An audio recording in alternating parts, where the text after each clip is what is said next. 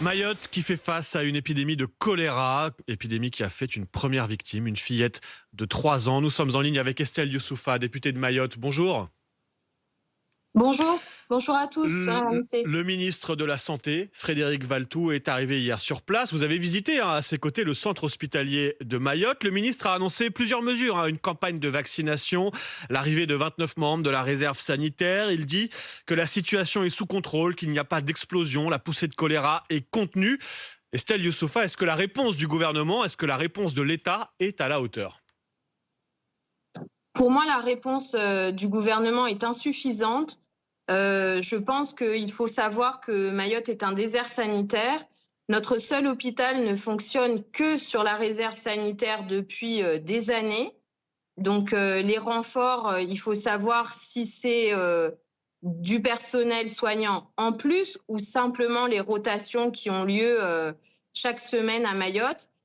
L'hôpital de Mayotte, c'est d'abord une immense maternité et ensuite un service des urgences avec 43 postes, dont seulement 5 pourvus, 5 urgentistes pour une population réelle d'un demi-million d'habitants, avec un service du SAMU qui actuellement fonctionne difficilement avec un seul urgentiste. Enfin, si vous voulez parler de réserve sanitaire, c'est la norme à Mayotte pour notre seul hôpital. Un hôpital qui est donc déjà en crise, un archipel de Mayotte qui est déjà en crise sanitaire, vous le disiez. Là, pour cette épidémie de choléra, on parle pour l'instant d'une 60aine de cas détectés. Je vais rappeler en quelques mots ce qu'est le choléra. C'est une maladie bactérienne, souvent asymptomatique, mais lorsque les symptômes apparaissent, notamment les diarrhées aiguës, le décès peut survenir très rapidement, en quelques heures, à cause de la déshydratation. D'ailleurs, le principal mode de contamination, c'est l'eau. D'ailleurs, c'est le manque d'eau potable, notamment dans les bidonvilles, qui est au cœur de cette épidémie. Le sujet, c'est une épidémie de choléra dans un département français en 2024, avec des dizaines de milliers de personnes qui s'entassent dans des bidonvilles, dans des conditions insalubres, absolument indignes, qui sont réticentes à aller au-devant des autorités sanitaires, et une stratégie sanitaire que je conteste. Je m'explique. Quand moi, je demande la distribution de bouteilles d'eau pour faire face aux coupures, parce que les gens consomment une eau auquel ils ont difficilement accès, qui est souvent sale. Et le ministre était les pieds dans la boue au milieu des ravines dans lesquelles les personnes dans le foyer de contamination, c'est une ravine dans laquelle les gens vont se laver, faire leurs besoins et prendre de l'eau pour manger. Donc autant vous dire que la contamination, elle est évidente. Quand les autorités parlent de gestes d'hygiène, en fait, s'ils vont se laver les mains avec de l'eau qui est sale, c'est pas le sujet. Le sujet, c'est de distribuer du gel hydroalcoolique. La vaccination, c'est une campagne de vaccination massive, volontaire. C'est pas quelques dizaines de milliers de personnes dans les foyers, puisque là, on est avec 3 foyers au moins. Et le sujet qui se pose et qui est très inquiétant pour la population générale, c'est la rentrée scolaire qui a lieu lundi. La rentrée scolaire, ça veut dire de la mixité, du mélange de population dans des écoles où il y a des difficultés pour accéder à l'eau courante, parce que c'est notre réalité, avec des enfants qui ont du mal à adopter les gestes barrières ou les gestes d'hygiène. Et donc, moi, je suis un peu abasourdie par la décontraction apparente ou le calme des autorités. Il y a déjà un mort, il n'en faudrait pas plus. Et on va vers de plus en plus de coupures d'eau, donc de plus en plus de difficultés pour les familles de respecter les gestes barrières. Et Estelle Youssoufa, vous nous avez dit, dans les bidonvilles notamment, la population est réticente à appeler les secours. Pourquoi ?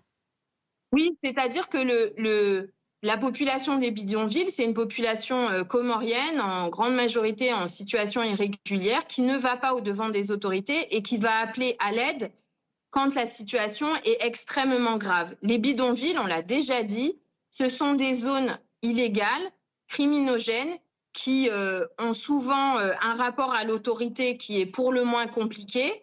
Et ce sont des zones qui, en termes d'urbanisme, c'est un urbanisme illégal complètement chaotique. Donc, pour les secours, pour accéder pour le SAMU, c'est compliqué.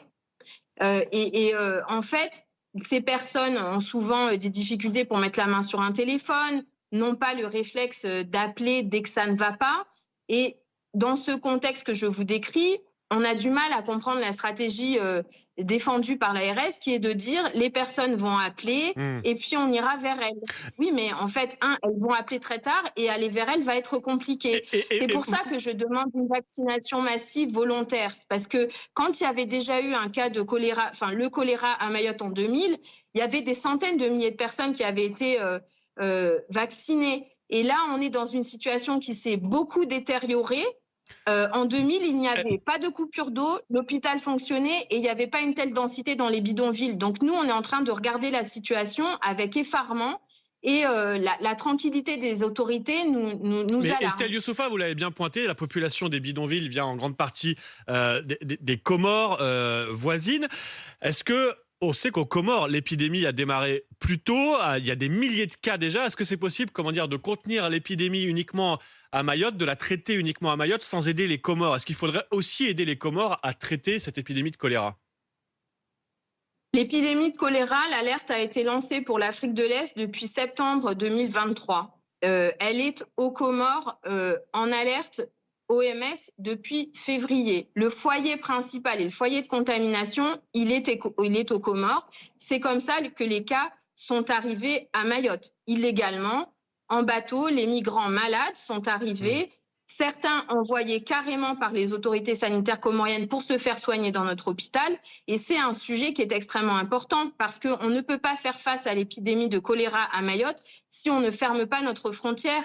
Les soignants dans notre hôpital nous l'ont dit, ils ne peuvent pas faire face à l'afflux de patients comoriens qui rentrent illégalement, en plus de soigner la population à Mayotte. On a un seul hôpital avec 5 urgentistes, 1 demi-million d'habitants, et il faut en plus soigner les patients comoriens qui rentrent illégalement et qui disséminent la maladie, puisque c'est comme ça qu'elle est arrivée à Mayotte. Mais pourtant, Estelle Youssouffa, on a vu des opérations XXL, comme on dit, des opérations place nette menées à Mayotte. Il y a aussi beaucoup de promesses du gouvernement sur la frontière, sur l'immigration illégale entre les Comores et Mayotte. Ça n'a aucun effet pour l'instant ? Visiblement, le rideau de fer qu'on nous a promis en mer n'est pas opérationnel et c'est plus une question politico-politicienne de grandes annonces, c'est une question de salubrité publique parce que ça nous met tous en danger.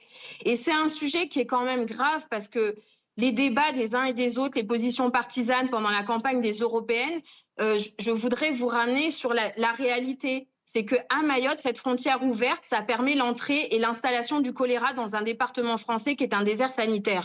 Donc à un moment, il va falloir cesser de débattre, de couper les cheveux en quatre et de prendre des positions. Il va falloir prendre des mesures concrètes pour sauver notre population.